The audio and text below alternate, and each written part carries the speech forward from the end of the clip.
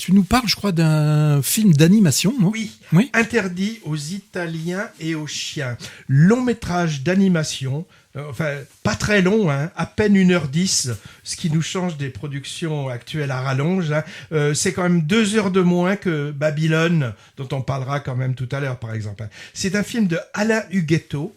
C'est un bricoleur discret, déjà auteur de plusieurs films animés que moi j'ai pas vus. Alors, j'ai vu Interdit aux Italiens et aux chiens dans le cadre du festival du film d'histoire de Pessac en novembre, lors d'une projection donc assez chaleureuse et émouvante, où le réalisateur a expliqué pourquoi et comment il a voulu retracer le parcours de sa propre famille italienne qui a traversé les Alpes pour venir s'installer en France au début du XXe siècle.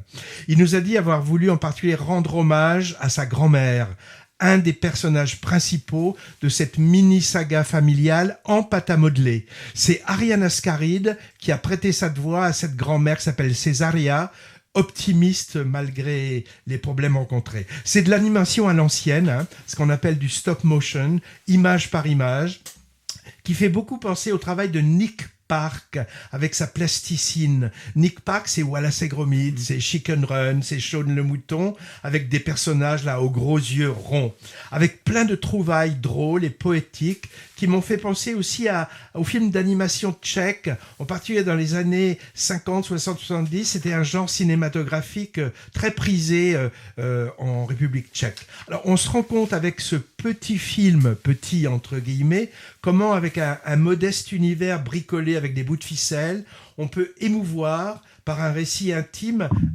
mais en même temps universel, parce que on pense évidemment à l'histoire avec un grand H de tous les migrants qui sont venus sur le sol français. Et c'est en plus un récit qui m'a d'autant plus touché qu'il correspond un peu au parcours de ma famille maternelle, hein, qui a quitté l'Italie mussolinienne pour venir en France et n'y a pas été forcément bien accueilli d'ailleurs, d'après les récits familiaux. Hein. On les appelait les macaronis. Alors évidemment, ça renvoie au titre du film, hein, la pancarte interdit aux chiens et aux Italiens.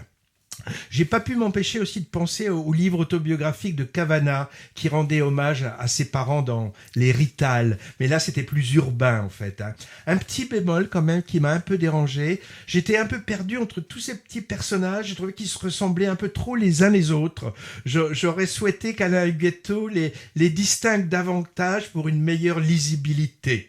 Donc, interdit aux chiens et aux Italiens, bijoux d'animation, évidemment pour tous les âges, mais en particulier pour les adolescents et les adultes, qui a reçu le prix du jury au Festival international du film d'animation d'Annecy 2022. C'est le FIFA. C'est pas la FIFA, hein, c'est le FIFA. Tiens, d'ailleurs, c'est un festival où on n'a pas encore mis les pieds.